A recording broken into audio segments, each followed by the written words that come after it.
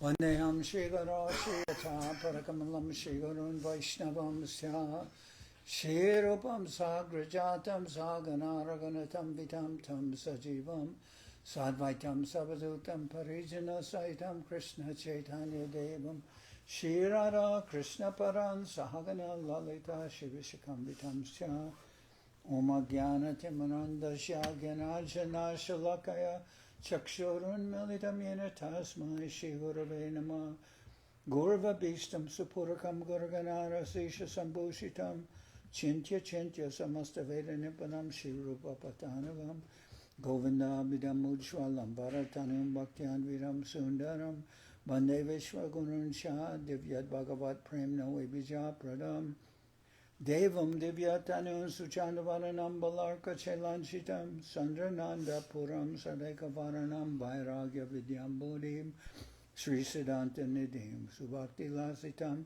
Saraswatanam Baram Bandetam Shivaram Mareka Sharanam Nyashishvara Sridharam Manchakalpatarubhyas Chakripa Sindhubhyevacha Patitanam Pavanebhyo Vaishnavebhyo Namo Namah Namo Mahabharanyaya Krishna Prema Pradayate Krishnaya Krishna Chaitanya Namane Gauratabhishe Nama. So first we're hearing from Sri Garga Samhita by Sri Garga Muni with translation by Kushakratha Prabhu and reading from the First Canto or the First Canto, which is called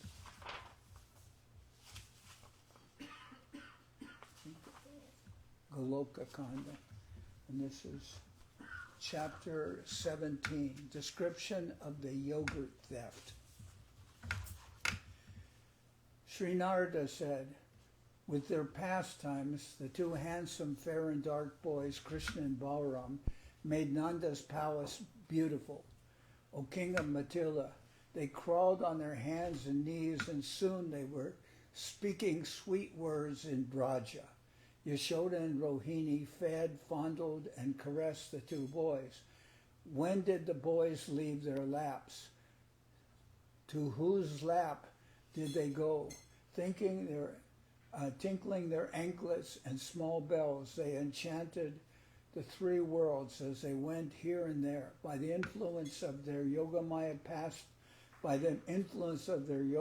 potency, they manifested the forms of two small boys.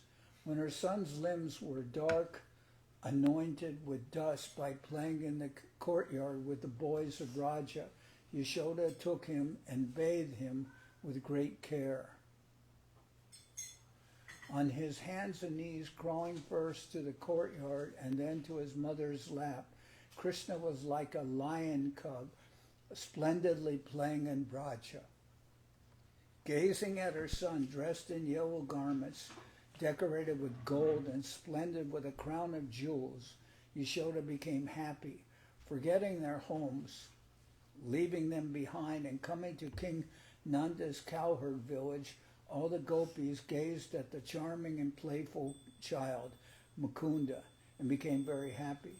When infant Krishna saw the statue of a lion at the entrance to King Nanda's home, he became frightened and began to cry. The gopis took him inside and compassionately spoke to Yashoda. The gopis said, "O beautiful one, don't take this restless and playful boy decorated with crow's feathers and the milk still in his mouth out of the courtyard to play. O Yashoda, your son's two front teeth have now appeared.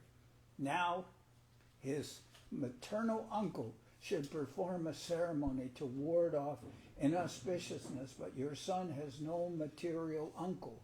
Therefore, to destroy all obstacles, you should give charity, chant Vedic prayers, and worship the cows, Brahmins, demigods, and saintly devotees." Sri Narada said, then to bring auspiciousness to their sons, Yashoda and Rohini regularly gave garments, jewels, and new grains in charity. Now walking on their 2 feet among the Gopas' homes, and their glances like those of a lion's cub, Krishna and Balaram grew in the village of Braja. With the boys of Braja, their friends, headed by Sridham and Subal, they played on the Yamuna's sandy shore.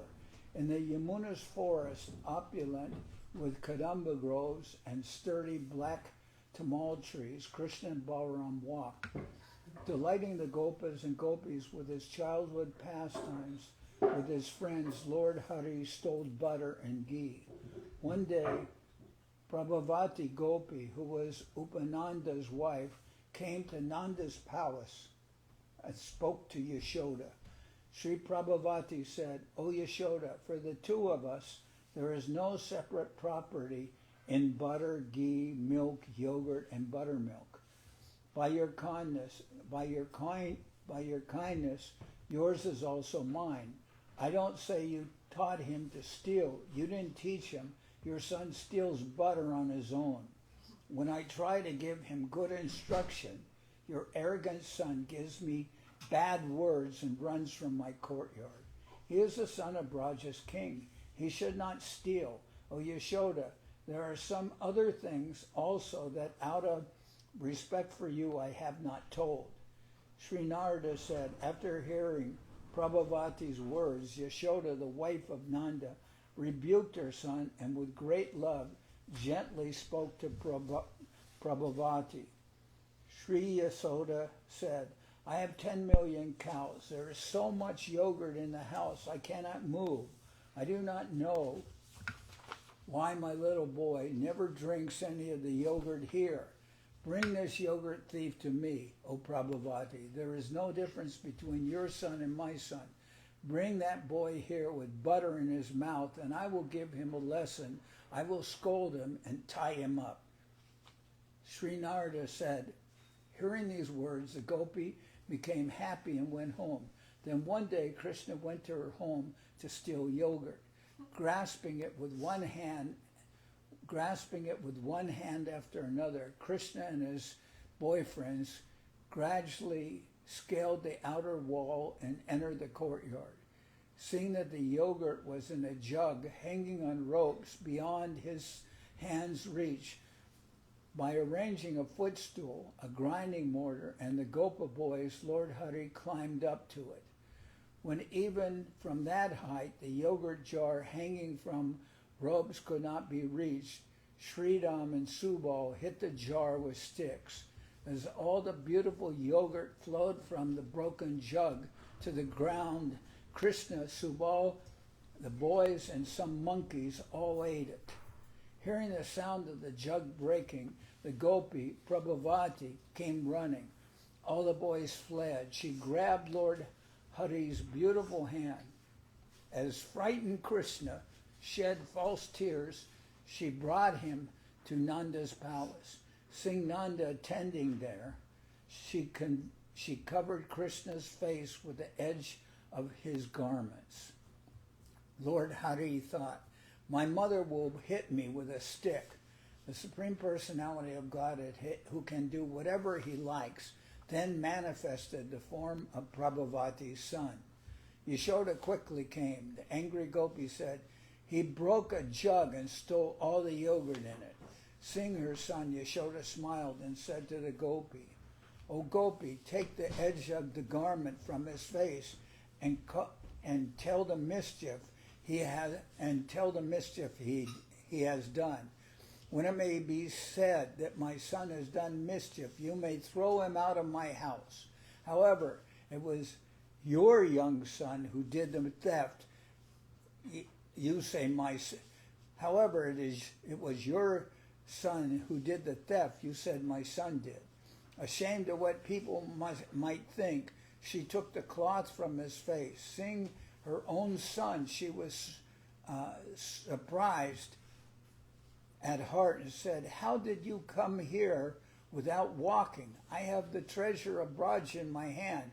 Seeing this and taking him with her, she left Nanda's palace. So Krishna changed to the form of Prabhavati's son. She had him covered with her cloth. And when Yashoda, Rohini, Nanda, Balaram, and the gopis and And the Gopas and Gopis laughed, saying, "Today we saw a great injustice to Braja.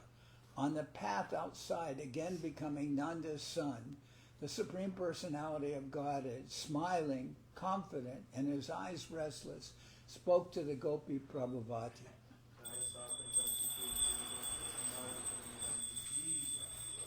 The Supreme Personality of Godhead said, 'O Gopi, if you capture me again, I will take the form of your husband.' There is no doubt of it." Sri Narada said, "O King of Mathila, when she heard this, the astonished Gopi went home. From then on, in every home, impelled by fear or of embarrassment, the Gopis would not capture Krishna." Do you guys follow this story? Yeah. This is chapter 18. It's also short. The vision of the universal form. Sri Narada said, "Wandering from one to another of the Gopis' homes and stealing the hearts of the cowherd people, that charming, handsome, blossoming, lotus-eyed, dark butter thief, like a rising full moon, brought great beauty to Braja, taking Nanda's restless ball-playing son into their homes, protecting him, feeding him, singing his glories, and so happy that they did not remember anything else in the world. The 9 Nanda Gopas were completely enchanted. The king asked, who were the fortunate 9 Upanandas in their previous birth? What were the auspicious deeds of the 6 Rishabhanus? O sage of the demigods, please tell me.